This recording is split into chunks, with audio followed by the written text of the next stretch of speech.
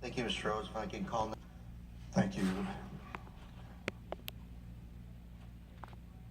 Madam Secretary, what happened to give me your tired, your poor, your huddled masses yearning to breathe free, the wretched refuge of your teeming shore?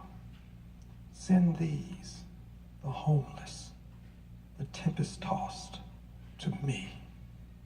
I lift my lamp beside the golden door. What happened? Madam Secretary, asylees are not illegals. Madam Secretary, do you know the number of people who came through Ellis Island? No, sir, not. I do. 12 million. Do you know where they came from? All over the world. I do. Germany, Ireland, Britain, Scandinavian countries, Southern and Eastern Europe. They were not illegals. There was no flotilla in New York Harbor to prevent them from coming to Ellis Island. There was no family separation at Ellis Island. Past administrations have, when asylees were trying to get to this country, found ways to accommodate asylees. They didn't build walls. When the Cubans were fleeing Castro, we created wet foot, dry foot. 1 foot on dry land, and you could walk on in to a pathway to citizenship. Madam Secretary, you know who Scarface is?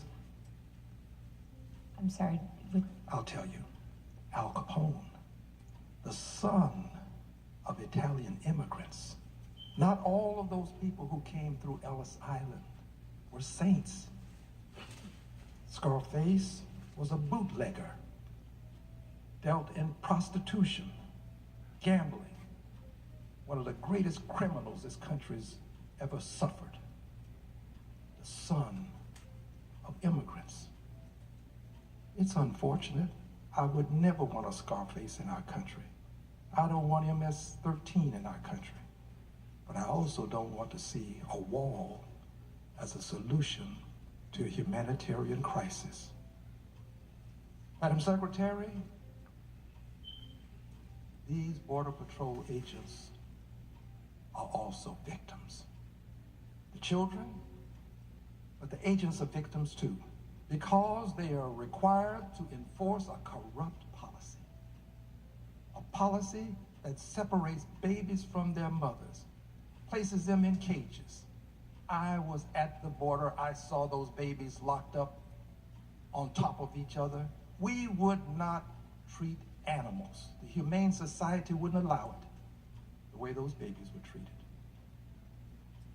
Madam Secretary, they are victims.